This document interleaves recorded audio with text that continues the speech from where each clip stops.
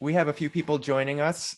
We just had a great session with Brian Goldstein on contracts, and we're really happy that you're here to join us for Jessica Meyer's um, masterclass on projects and project development. So Jessica is an old friend of the festival. Not that she's old, I mean, she's just been a friend of the festival a really long time. She's very, very young. Um, but anyway, I digress.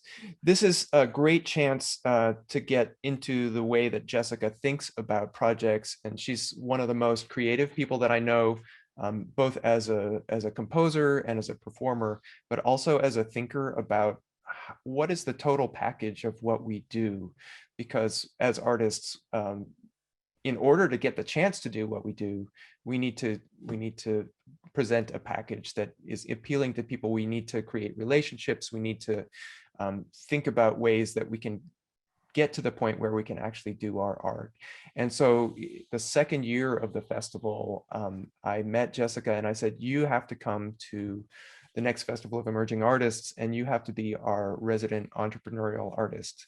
And so she's been coming every year of the festival and doing workshops on networking, on how envisioning what you want, and then the charting out the steps to get there are really important. How the relationships that you make at a festival like this will really kind of follow you for the rest of your life. And I think it's really true. She and I are longtime friends and have done a lot of different projects together. And I think that for me, that's what art is about, is finding the people that you connect with and continuing to find excuses to work together. So I couldn't be happier to have her here. For this edition of the festival, I thought it would be really interesting to have kind of Jessica Meyer's Shark Tank, but in the best possible way. Just let's talk about projects, whatever stage they're in, get her take on it in real time, and just enjoy the conversation that develops and different ways of thinking about how projects can come together. So, hey, Jessica, great to see you. Good. Can you hear me well? I can hear you well. Fabulous. Hi, everybody. It's been a long time. I've been getting excited about this because I have to say that I don't, I play the viola, but I don't really teach the viola so much. And I've given viola master classes, and sure, I can comment on technique and stuff like that, but these are the kinds of master classes I really love to give because I love looking at someone's website and saying, like, this is what I see, this is what I don't see, this is what, this is the person you should talk to, this is the sort of things you need to consider. And so I'm so glad Peter asked me. Just to like tag on to the last workshop I just walked into. I've been running a business sending out musicians for weddings and parties for about 20 years, and I have to say, contracts, the force majeure clause, super important. You can always revise any contract. I highly recommend, even though if it's in writing and things are floating around in email, because email technically is in written, like addendum to the contract, but if you could revise the contract and have them sign it again, I'd highly do it. This way you're never wondering what's going on. And all of these sort of business things, like these little things that I've amassed over the years, it wasn't until I became a composer that I realized how important they are. Because so much of the business of getting your music out there and having it played is really about relationship building and really thinking hard about, well, who exactly is my audience? And the number one thing I'm here to say is that everybody knows all the people they need to know to get their project off the ground. And if you don't know them personally, the person you do know definitely knows somebody. So we're all just one step removed from having the exact right people help us do what we want to do. So that's number one. And number two, I feel like it's super important that at all times we're always keeping track of the things we can do. I remember when the pandemic hit last year, and the first thing I did was write on a piece of paper that's still taped to my desk right here. when we all started freaking out about like what's going to happen with performances, with opportunities, with teaching, like what are we doing? I made a list because for the past 20 years, I've essentially been creating my own life every year. So really, this past pandemic year wasn't all that different for me in the sense that I had to look at my year and say, all right, what projects do I want to do? What things do I want to get going? What what things am I already have in motion that I can piggyback onto so that I can keep going and developing? Um, and you don't always have to create, from scratch. Often we all have experiences that we can just take and build on to just by talking to a bunch of people. Sometimes it's only 10 people. Sometimes only talking to 3 people will actually get you to the next level wherever you want to be in a project.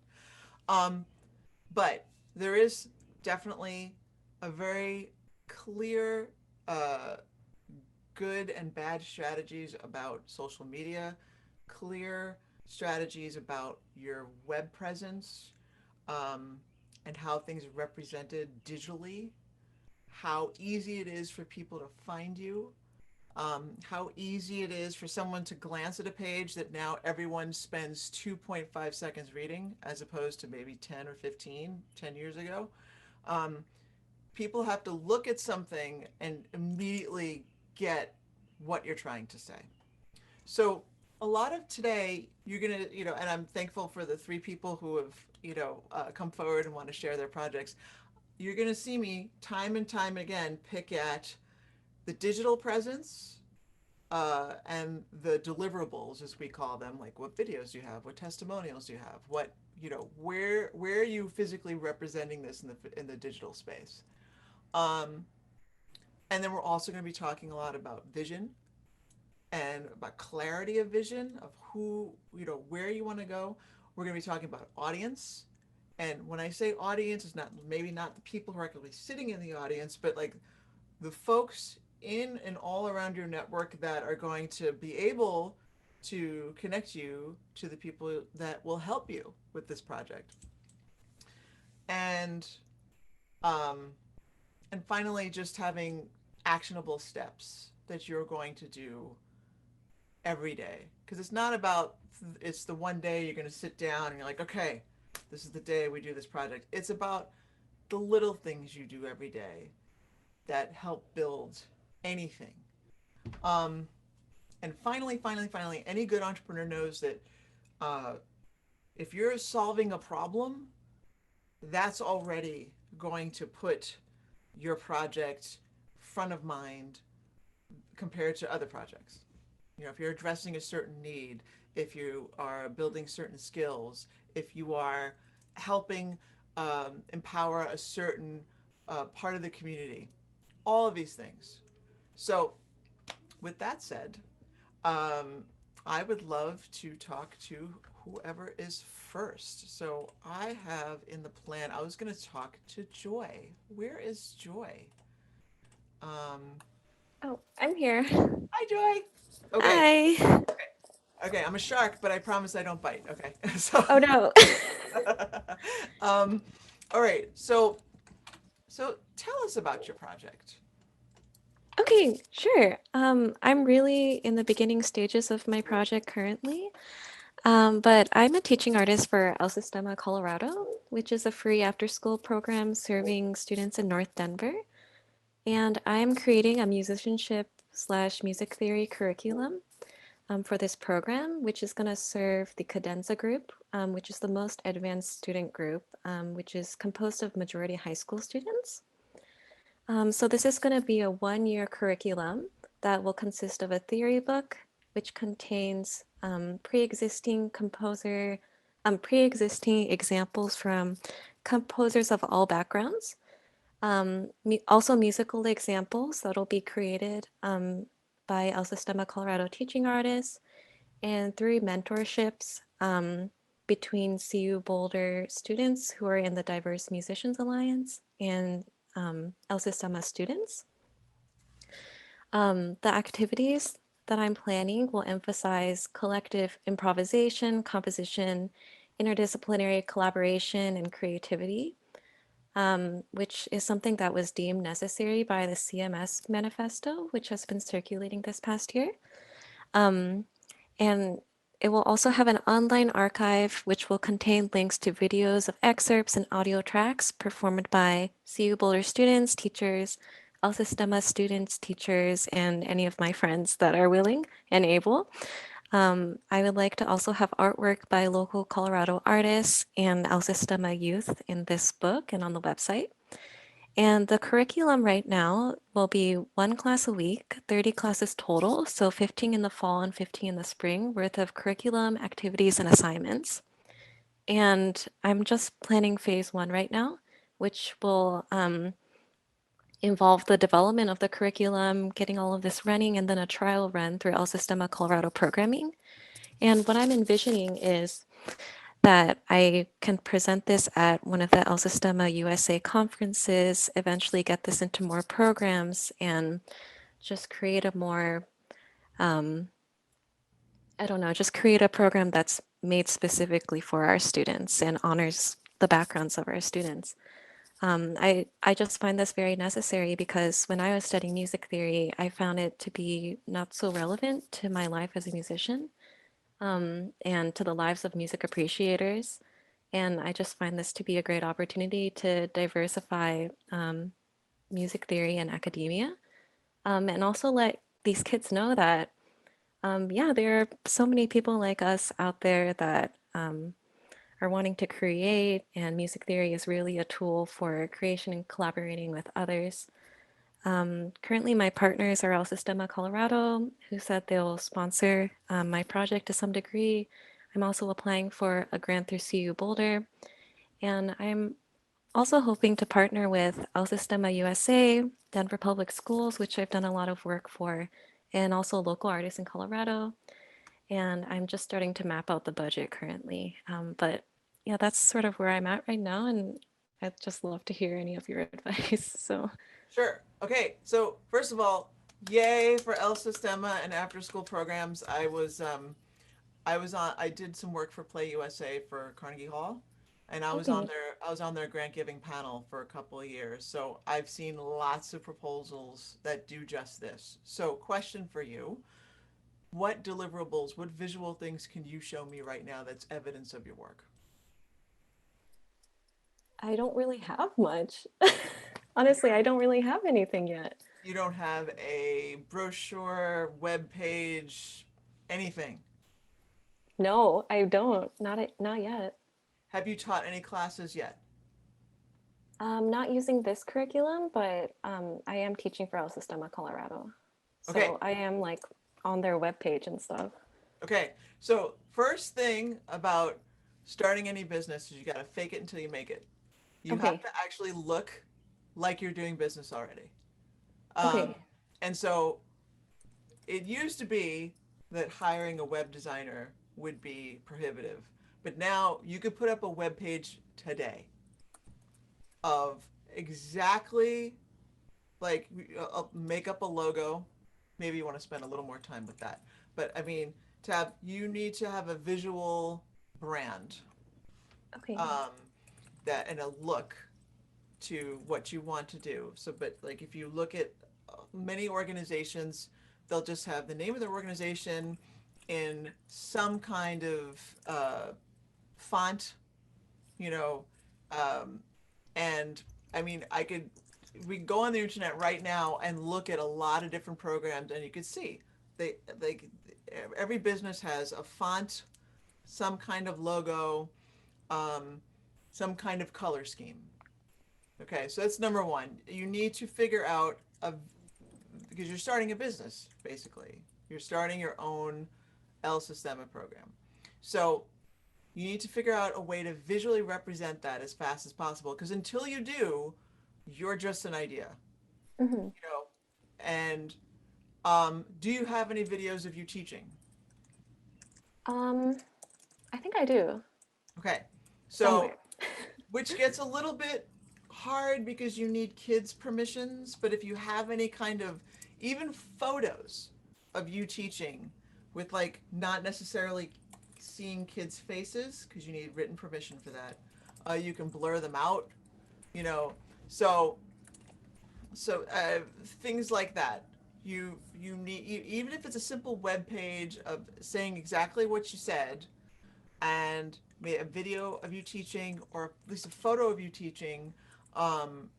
Any kind of proof of concept is the other thing that we don't have here, is that we know we've worked for other places, but we need somehow a visual representation of proof of concept for this particular thing. Okay. So and if you have kids playing something that you've taught them, action shots of you teaching. So that's one thing. So web page, even if it's just a landing page at this point, there needs to, because for you to get those grants, they're going to want to see something. They're going to want to see it, and they want to see it all in one place.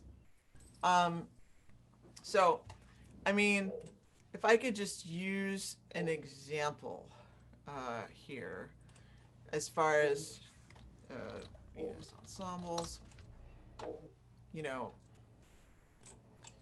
as far as something simple. Sorry, why my internet is so slow right now, I have no idea. Here we go. Okay. I'm going to, just to use this as an example, this is the web page for my business, and has just very simple things. I've got pictures, I've got a logo, which is up here. I've had that logo for 20 years. It's just Shelley Vellante font. It's not even, I didn't pay anybody to do it. It's just font. So if you're not going to go for a full logo, you just have that. And I've got something very simple. This is what we do. This is the other thing what we do. A call to action, here are some samples. And then very quick bullet points of what you're trying to do. And then very quickly what others say about you. So even though you don't have like actual experience working as a business, if you can say Joy did X, Y, and Z, and she was great working with the kids, like quotes like that, that's exactly what you need. So you need bare bones stuff, which is always, title of business, some kind of logo or font, easy bullet points of what exactly you offer, pictures of you doing it, and a couple of quotes, even if it's only two. You have two things somebody else is going to say about you, and say, oh, just to give you third-party validation of your work. Because all those things I just mentioned is what makes a business, and that's what gets any ball rolling. Because you've said so many amazing, wonderful things. But the problem is people buy and consider with their eyes, no matter what, and especially now, because folks are just only digesting so much, and they just need it simply put on a visually what people need, and to gather what it is you do. Okay, I guess. Oh, sorry. Go ahead. I hadn't really thought of this as like a business. I had thought of this more as just like a project, like a curriculum that I'm building. But do you think I should brand it from the perspective of a business then? Well, I mean, the thing is that like, whenever you have a project, in order for it to be successful, you have to, it's not like you're going to go and register as a business, but like, from what I understand from your email, like you're hoping to make workbooks, right? Yes. And you're going to have audio and video resources. So you're going to have web-based resources, and you're going to have potentially paper resources, like an actual physical take-home book for kids to be in. So like, if you're building that, why not build it in a way that it could be transferable to a lot of other communities? You're building a product. So whenever you're building, you know, a project or a product that you're that is a deliverable for somebody else to purchase and enjoy, it is technically a business in a way. You know what I'm saying? And I think because to just create it for this one thing, um, you're missing the opportunity for a lot of other people to benefit from this great thing that you poured your heart and soul into. You know, so why not have it for future things? Okay. And I'm not saying you have to think that big as far as distribution is concerned, but you should think about, you know, like this, like, well, you know, it's a service, but you're also offering a particular product and a particular interaction. Um, and if you want to be funded, you have to think like a business, because how are you planning on getting the money to make all of these digital and paper products? I'm going to be applying for grants.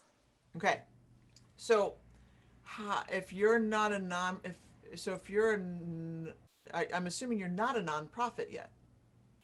No. So you're applying for grants that you're only going to get through a fiscal sponsorship, or you're applying for grants that can give it directly to you as an artist? Um, that can like give directly to me as an artist. Like I'm applying for some grants through my university that sponsor like community impact like projects and such. So Okay, which is great, and that those are the easiest grants to get, because they know they're. But eventually, if you want to, or if you're in need to fund it more deeply, like nowadays, if you have it used to be like to get 501c3 status, nonprofit status took a lot. But now, mhm. if they see that you have really, honestly, you're serving a community, you're not in it to make a whole bunch of money for yourself. You're in it to serve a community. If for some reason I mean, of course, as a starting point, get wherever money can come from. But like, if you look at the application process, or if there was a fiscal sponsor you can go to that can unlock corporate giving, or like grants that will look at this and say, wow, okay, you're clearly serving a community, you can get a lot more money that way. Mhm. And so, but to get I feel like to get any grant, you're going to need to show visually and in a really good package exactly what you do. Um, and it's the same thing like when I was on that Carnegie panel. There was this one organization that just had, you know, it had the website and had the testimonials, but had one great video of a parent, like, and I don't mean like, you know, it should have to be a parent crying video, but it's just like, this was a community that's like really devastated, and a parent talking about how their child is like a completely different kid now because of this program.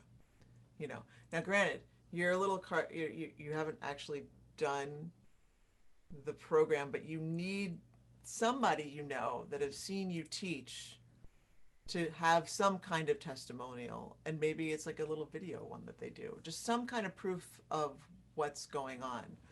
Um, but uh, but yeah, sometimes you don't need like the whole kit and caboodle website and everything. Sometimes you just need a few things, but the quality of those few things is really important. Does that make sense? Everything I just said? Yeah, yeah, it really Yeah, does. because really, right now, everything you said is totally needed, totally doable. You clearly have um, experience. Uh, the one thing that I would want to see before I handed you any money would be, well, I want an example of a workbook. I want to figure out a way. What does equity mean to you? You know, Mhm. what does equity actually translate to in this particular thing you're saying? Like, even though I can guess at it, you know, like how composition and improvisation and all these different you know, how far away that is from the Suzuki book method kind of situation. I can guess that, but I I would want to see samples before I give you money. So you're probably gonna have to spend. Do you have a timeline for this yet? No, I'm just starting to figure that out.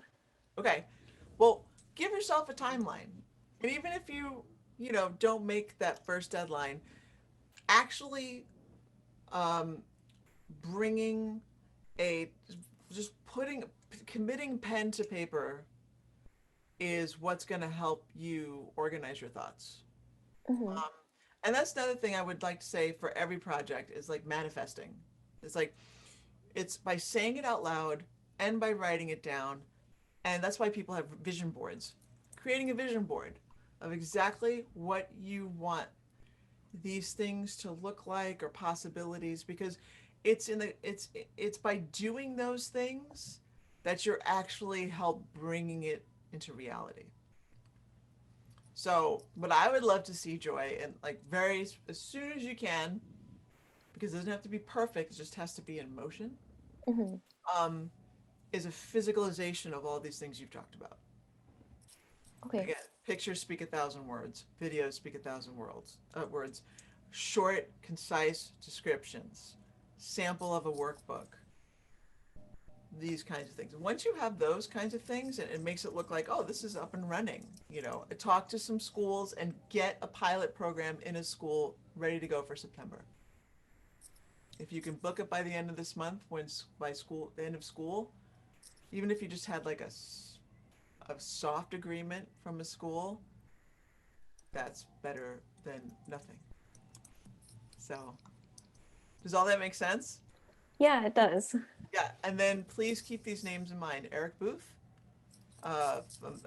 which I'm sure you probably heard, and yeah, and once this program does get going after a year or so, then you should apply for Play USA money through Carnegie Okay. Hall because this is exactly what they fund.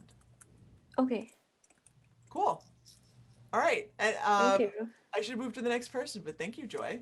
Round of applause for Thank Joy, you so much.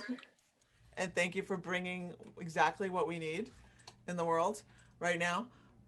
Okay, next up will be Natalie. Hi, Natalie. Hi, can you hear me all right? I can. Okay, Um, cool. So tell me about your project. so my partner and I have just started rehearsing 2 weeks ago, so it's like very fresh and new. But I did kind of prepare a PowerPoint of what we're thinking of doing and where we came from. So I'm going to share my screen. Awesome. Oh, there it is. Okay, so we call ourselves the Knox Duo, and it's because of our inspiration from Garth Knox, and we really admire him as a performer and a composer. So I put both our pictures on here as kind of like a visual of who we are. So the disclaimer is we literally just started rehearsing 2 weeks ago, so please bear with me. Um, so basically, we were both master's students in the same studio, and we really started getting interested in the same music, mostly because we did a lot of contemporary music at Bowling Green State University, and we both performed a lot of the same kind of music. And right now, we are planning on continuing this kind of ideal. We just started rehearsing, like I said, and we plan on keeping our project past our graduate education. So you want to keep it as a project that continues doing other projects involved with it. So our experience is that Roberto, who's my partner, he was a violist with the graduate string quartet at our university and has done a lot of outreach with other organizations and performed at schools like the Toledo School of the Arts.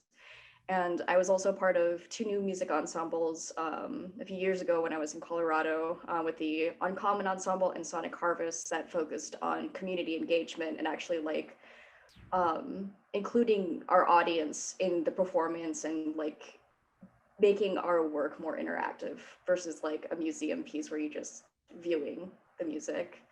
And we both understand that being engaged in a community like this is extremely important to our success, especially that we're a very small group. We're just two of us. And so the repertoire that we're currently working on right now is really well-known works like the Bartók 44 duos for violin and the Garth Knox viola spaces duo version, since we both really enjoy his work. And right now, our goals that we've like discussed really well is that we just want to establish ourselves, that we want to have videos, we want to have recordings, we want to find venues that will accept two very strange people doing very strange things. And with new music, we don't have anybody currently working or with us for writing new pieces. But Roberto was very, very lucky in securing a grant for a commission for solo viola and electronics with some colleagues back from Brazil. And I've worked with all kinds of composers, collaborating with them on kind of creating their piece, being experimental with them. And we both consider ourselves as composer performers, and we were talking about writing for each other as well.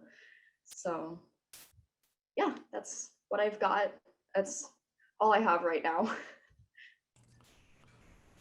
Cool. Thank you for sharing. Thank you for giving us a visual. I have to say, it means so much to whenever you're talking to an audience to have a slideshow. If you can put one together real quick. I'm so bad at making them myself. I actually just take a Word document or PDF and just like scroll down it. But that is whenever, I would just want to say as an aside to everyone, whenever you're pitching anything or presenting anything, especially over Zoom, if you can couple it with the visual so people can rest and look at something and consider something while they're listening to you, always a great idea.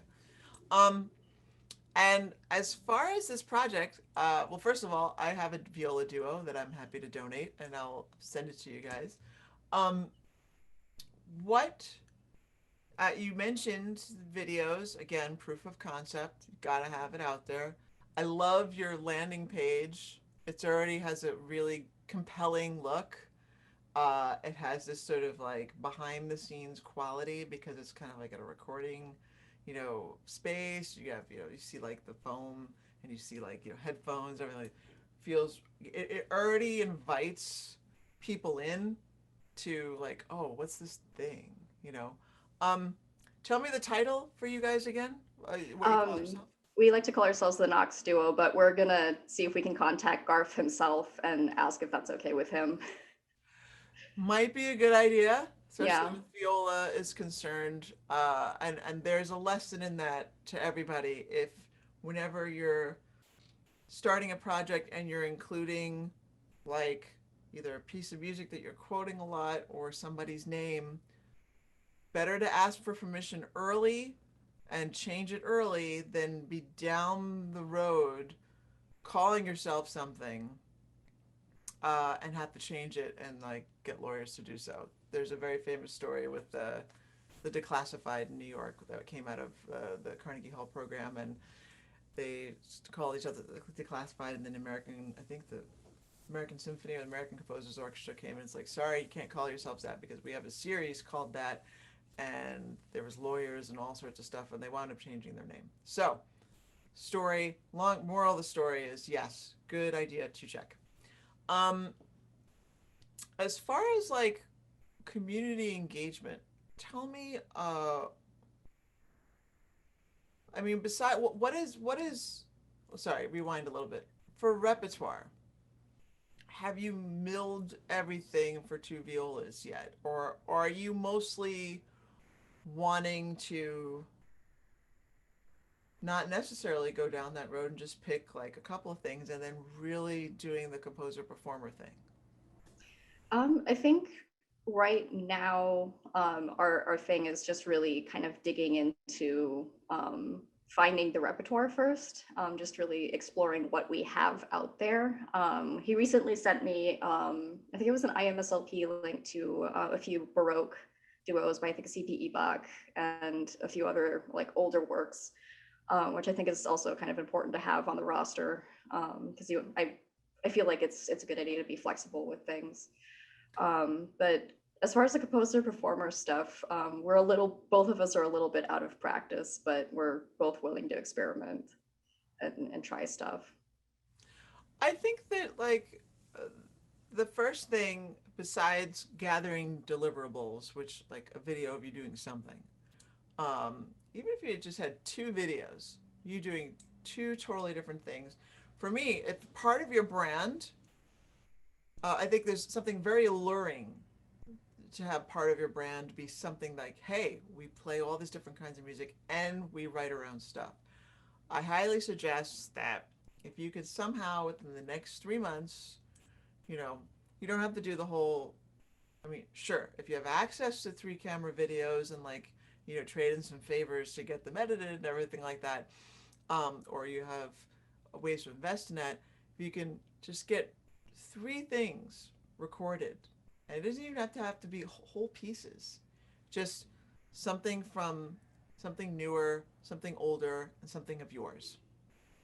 And just that alone will immediately create a brand. And I think that branding is super important as far as, and again, that's a business term. Like, why are we talking about branding? Well, I think as an artist, when people think of you, they're already thinking of the brand that you have created or the brand that exists because of what's known about you on the web and what people talk about. Um, People are branding all the time because they're trying to, you know, uh, create like a snapshot of this person. Um, so, for instance, for me, I do a lot of workshops on creativity and with a lot of kids, like mostly K through 12. And so, like, I've done that enough over the past years that it's become like my brand, and people think, oh yeah, she does that. And I think that when people think of everyone's personal brand, it's the things that you put out there in the beginning. Kind of again, fake it till you make it. You could put out there exactly the snapshot of you want of what the brand that you want. So, um, so I think it's particularly compelling to have something new, something old, and something together. So if you could figure out a way to put out videos for that, and uh, then also start digging around for sample programs, because for people to book you, they need to see that you thought about what an evening is going to look like. Okay, um, so like your deliverables, your website would need to have some videos, sample programs, and then some kind of third-party validation, either testimonial, personal testimonial of somebody's saying what it's like to work with you, or even individually, any kind of press, um, of any kind. And again, if you don't have any of those things right now, ask. And so the next thing I would tell everybody on this call, that if you have a project, um, just start talking about it. If you're in conversation and someone's just asking you what's up, you know, what are you working on? Make sure you mention the project, even if you haven't done anything. I can't tell you how many times that I've grown something or gotten an opportunity to really fully realize something I wanted to do because I started talking about it like 6 months before. And it's just about like people get in their mind, oh, you know, and if they're adept at networking and things like that, they're like, oh, you should talk to so and so because they would know the person who can connect you with X, Y, and Z. Or that person has a series and you guys would be perfect. Or this person has a school. You know, if you don't say things out loud, if you don't, my mom always said, if you don't ask, you don't get. So just sort of saying things like, hey, I got this thing. And it's not like, you know, you don't want to make people feel like you're always pitching to them. But it's just like, oh, I happen to be working on this thing. And yeah, if you know anybody I should talk to about that, let me know. And 99% of the time, if anything that what you said is compelling to them, they will offer help. You know, so, but as far as deliverables for you, um, you know, definitely some kind of webpage, videos, third-party validation. Photos are great. If you take more photos, that's awesome. Um, and definitely take a deep dive of communities you already know. Like, so you said your partner is Brazilian. Hmm. So already you've got like the American and the Brazilian. Like, immediately go to where your home bases are. Who do you know in those situations? Who can bring you down? Who knows you well enough to put you on a program before you've already built the thing and there's already proof of concept of it, and continuous examples of your work, because that's how you're going to build the examples of your work. It's just like it's like when I first started doing, before I became a composer, I started doing shows with my looper for solo viola, and I didn't even have a lot of tunes. I had 3 tunes, and I remember the first thing that I did was asked 10 people I knew that kind of either knew people that would appreciate what I do, or could at least, or can connect me personally or whatever. And I just said, hey, I have this new sort of show that I'm building, but right now I only have 3 tunes and I'm just looking for sets to play on. And just those emails that I wrote brought very big things that eventually led to my first big solo show, that led to Joe's Pub, that led to all these things. But there's definitely a while just like playing like little bits here and there.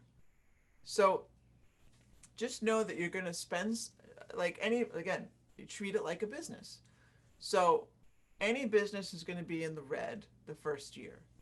So what are you going to do to get the name out? First of all, make sure the brand and the name and the pictures and the message are all super clear, or clear enough at least to you. And then just start showing up. What are some new music spaces where you could show up, or composer performer jam like things where you could show up? Where's anywhere you could show up? And now with things opening up, like in New York, um, uh, what's it called downtown? Not Joe's Pub, but another one.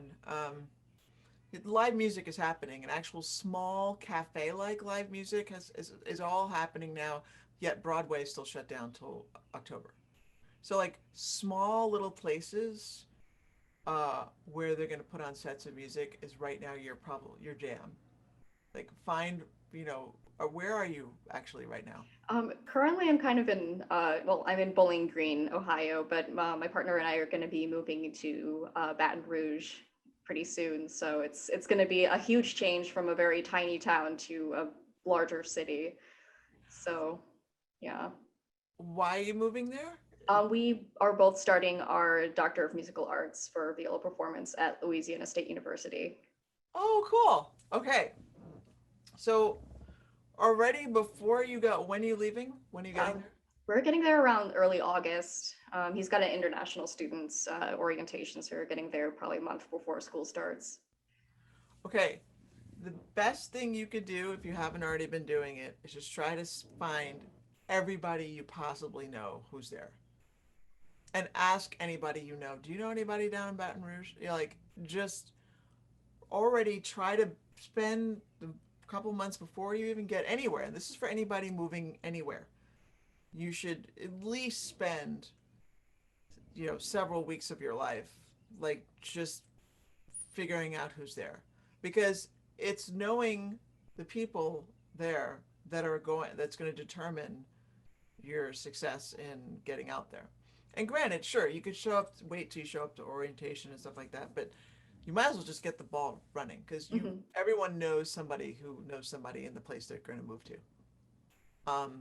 And thankfully, because this is a university situation, there might be pockets of new music and different things here.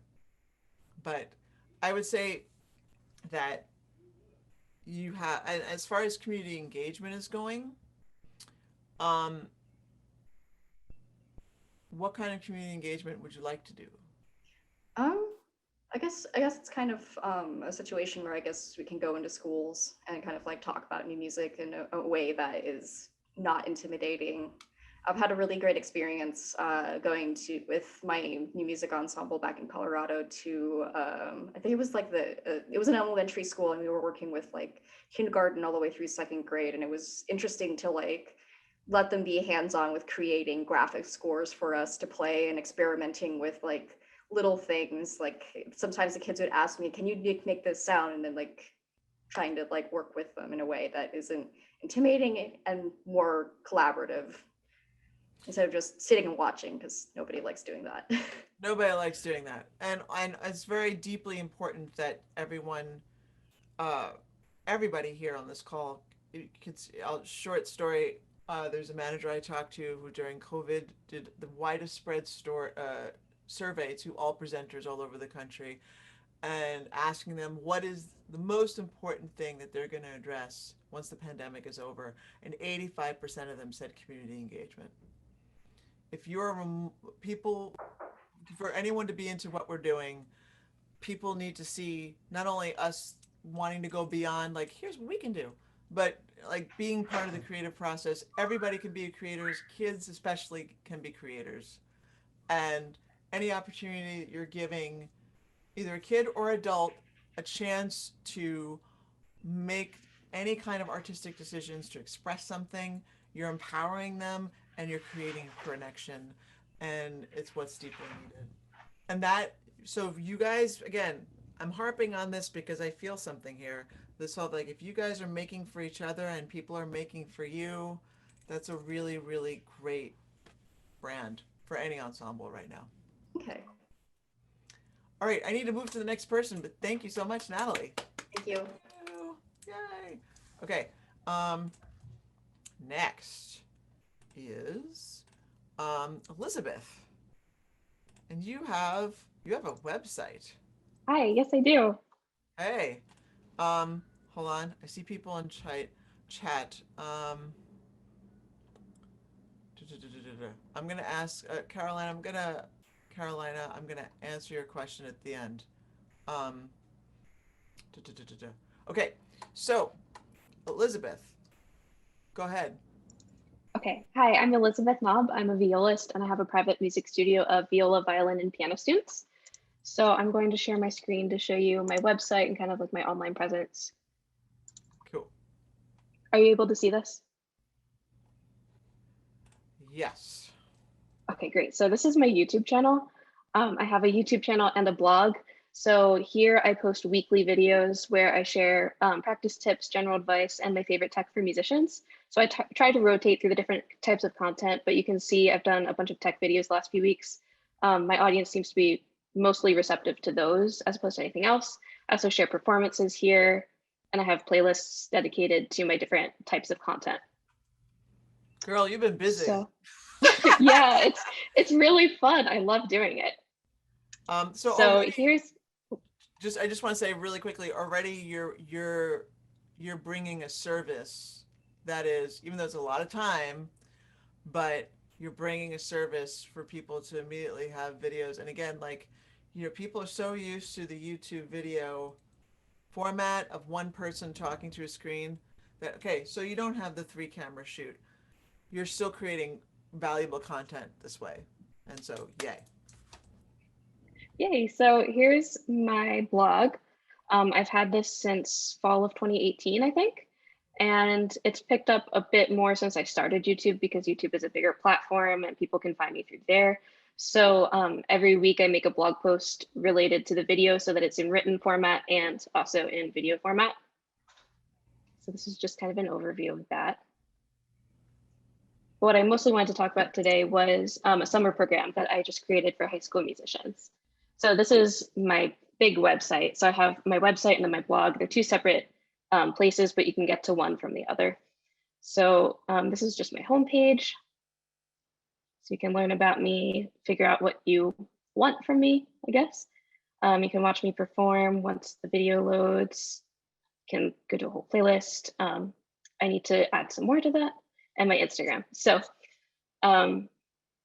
let's see. So my program for high school musicians is called College Application and Audition Academy, because I found that going from public high school to conservatory was a big leap. And it was my first foray into the music world, which is a huge space to just jump into from high school when you're 18.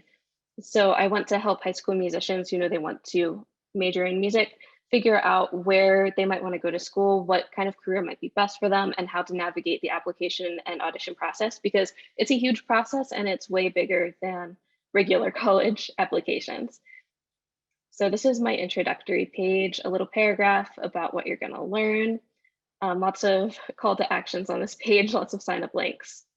And here I have exactly who it's for. So high school musicians who are interested in pursuing a college music education, parents of high school musicians who want to learn more about the process, and adult musicians who are applying as well, just so that I can help them on the process if they're interested. So this is a 3-week long course with twice weekly Zoom calls. So it'll be live sessions, so 6 sessions in total, so 3 weeks, twice a week. So I have a schedule on my website. The very first session is a parent information session, just explaining how music school works, how the applications are different, and how you can best support your music student, because we need a lot of support. The second one is the first one for students. Those students are welcome to join the parent information session if they'd like. So we'll talk about getting started and how music school is like Hogwarts, because that's really fun. So we'll talk about where to start, how to find and research different colleges, how to book tours for schools, and an overview of what it's like, an overview of music careers and how you can, what kind of major you might want for the career that you want, what your interests are, what your interests are not, so that we can kind of narrow down what you want. So the first session of the second week is how to find your ideal teacher. So we're going to think about what you want your career to be and what kind of teacher might want to work for you. So if you want to be an orchestral musician, maybe a teacher with orchestral experience will be best for you, things like that. And how to go about contacting teachers for trial lessons, if they cost money, if they don't, it's all over the place. So just kind of navigating that and professionally reaching out to these teachers so that you can find who is good to work with you. The second session of the second week right here, choosing audition repertoire, how to decide and when to get started. So, it's different for every single school. And we want to narrow down the schools that you apply to in a way that you can work on a few different pieces and it'll work for most of the schools. So we're going to try to narrow that down, figure out how to choose repertoire, like how easy or difficult it should be, and when you should start practicing that, along with like your private teacher, working with them to make sure that you're comfortable with a practice plan to get you ready for the audition. Cool. So I'm gonna stop you here only because of time, and I want to make sure I say all the things I want to say. Yeah, I can talk for a while about this. So scroll up just a little bit. As far as clarity goes, scroll up is like that little paragraph where it says 6 2-hour-long sessions. When I first looked at your website, I didn't understand exactly what you meant, and so like this seems like a trifle thing, but it actually means a lot. You should put in 6 and then the number 2 hour long sessions. Yeah. And put end times under the schedule. So if it's like so because someone looking at this is thinking like they just saw the word 6 hour and then they're looking at this like, oh my God, so many hours, and and what I would do is like just put bullet points of like under each session, like because then with all that information, it would be like a no-brainer. Okay. Yeah. The parents are the one who are buying this, right? Yeah. Okay. How many do you have sold so far? I just announced it on Tuesday, so no one yet. Okay.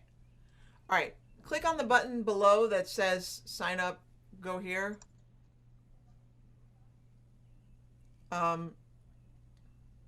It takes a second. Okay. There we go. Okay. I don't know how to fix that. Okay. So tell me about so $199.99, even though I think that for a parent, like all that you're offering, especially for parents who are like, oh my God, my kid wants to go to music school. Like, you're answering a lot of things, but even that price, you know how you see those infomercials that are like 3 payments of $29.99. Like, I kind of feel like you need to have some qualifier here because that's still a scary number for some people. Okay. They want to pay. Yeah, like Even bullet though, points, like this is what you'll get for this price. yes, so it's Okay. like, you know, $199.99 for, what is it? Like 12 hours of Yeah.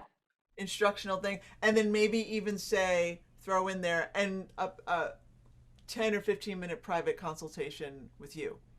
Okay. Mhm. Yeah. Because you're just launching the business, you're gonna have to do that. You Yeah. know, how do you personalize, you know, so that they're not just getting, and also you should say something else. It's not, is this a pre-recorded thing or is it, No, they're live, just like this. okay, I need to know that. You know, it's like live, interactive, personalized, 12 hours of like, you know, 12 hours of instruction. Okay, that then I'm like, oh, that's what I'm paying for. Okay, so Okay. Yeah. it's like anything else when you're asking people to pay for stuff. You, if they know exactly what they're investing in, then it's easy, you know. But if it's not, even though you think you put everything on here, because this is a great website, I'm not saying that at all. I cannot tell you how many times on that wedding website that I showed you, even though it says pop songs, like you know, like we have 900 pop songs we could play on string quartet. I still get emails. They're like, "Do you guys play pop music?" You know, it's like it drives me up a wall because people don't read. So you have to find many different ways of saying in different ways, like, you know, what exactly it is you're offering. Yeah. And again, college application audition academy. Is this a virtual academy? Yes. So you say virtual because then people think, are we going somewhere? You know, so like Okay. Yeah. all those kinds of small things. Um, okay. So the moral of the story is making everything super, super, super clear. You know, even annoyingly clear, even though you think like this is stupid, make it annoyingly clear. Um, Yeah. um, okay. Who have you talked to about this? So I did an Instagram live for my followers on Tuesday and then made a feed post about it. And I've been emailing pitches to teachers, like orchestra and band directors and private teachers that I know, asking if they have any students who would benefit from this and if they could put me in touch with them or if they know any other teachers that I could be in touch with, just trying to get the word out there and trying to talk to as many people as I can. How many people have gotten back to you? I think 3 or 4. Okay. Um, After how many emails? just one. I It's mean, been how many total did you send out? 6 or 7, I think. Okay. And So, I'm working on doing more right. like each day. If you want to book this for July, you probably need to send out 100. Okay. So, and you know, it's like when my first CD came out, you know, and I made a list of, you know, hundreds of people because I'm like, I know a lot of people. And it's just like emailing them all and not a blanket email, a one at a time email. Like, hey, how you doing? It's great to see you. When I saw you last, how's your dog? You know, like that kind of Yeah. stuff. It's very time consuming. It's super annoying, but you're to lift this where this needs to go because you have a product that everybody wants in a, you know, it's at a very a very appropriate price. Whether or not people are still going to invest during this particular time, I don't know. You'll have to see, but you will. You're asking people, you know, especially it's like, who do you know that I can contact? And then when you contact those people, you always mention that person's name in the email. So and so told me to email you. And even if it's like a loose thing at best, people are always going to take seriously what you say. And this might be something you know already, but like for everyone else, you know, it's always about that. If so and so told me to listen to you, I'm going to at least pay attention to you instead of ignore your email. You know what I'm saying? As opposed to Yeah, exactly. cold calling, cold emailing. Um, I would find, so you need to get your list of 50, better if it's 100. Put in the sweat equity. Always ask, ask, ask. Just ask a lot. Ask every friend you know that teaches. Um, and if they don't know, it's like, do you have any organizations that you work for that would love to know about this? and it'll be hours of your time. But guess what? Once you're done with that and you keep a really good list, then you're done with it. Then you have it for future when you launch it again. Same thing, like this composing, like I'm doing a camp for teen composers this summer, and it's like this, like, well, you know, not if the kids who are really, really composing are probably going to go to Tanglewood or some other thing. I want those kids who are playing, but now they're starting to write and they're like excited. Hard nut to crack. And, you know, granted, COVID was hard to like get people to sign up for something in person, but I just had to sit down one day and just write the 30 emails. There's just no way around it. So I think the way it looks great. I'm assuming that if you press through, it all works financially. For Yeah. them to, Yeah. I've yeah. tested it. But right now, it's the clarity on the page. It's Mhm. proving, like, without a shadow of a doubt, that this is a really good investment. And then it's just going to be sweat network equity at this point. Okay, great. Yeah. But I mean, congratulations, because this is a very clear, first of all, your website is great all around. And I want Thank everyone you. just to take note of, like, that's, in this day and age, that's the kind of content people are looking for. They're super clear. Here's our duo. Here's this. Here's the YouTube channel. Here's how I'm being helpful in serving the community, because that's how you're going to translate into people. So basically, that's the other thing. In the email that you send out to people, you could find a way to say, check out this YouTube channel of how else I've supported the community in the past. That's not really an eloquent way of saying it, but find a way to get them to your YouTube channel, because they see, like, here's somebody who's committed to helping. And just based on that content alone, as a parent, as a fellow parent, I'd be like, oh, I'd buy that. She must know what she's doing, Cool. because you've put in the time. Yeah. So now you just need the people. So Great. Thank you so much. you're very, very welcome. Well, thank you so much, everybody, for having me. Thank you, Peter. Jessica, it's just so great to have you work with everybody, and you just get to the meat of everything right away, and you're doing it in a way that's shark-like and friendly. Friendly shark. It's gummy sharks. But I think it's really important and to hear your perspective, and I'm so enthusiastic about these three projects. I would give money to each one of these three projects, because I think they're all serving really important needs. And I'm just super grateful to you for your time and your expertise. And I just always have a good time hanging out with you. So thanks for being a part of this.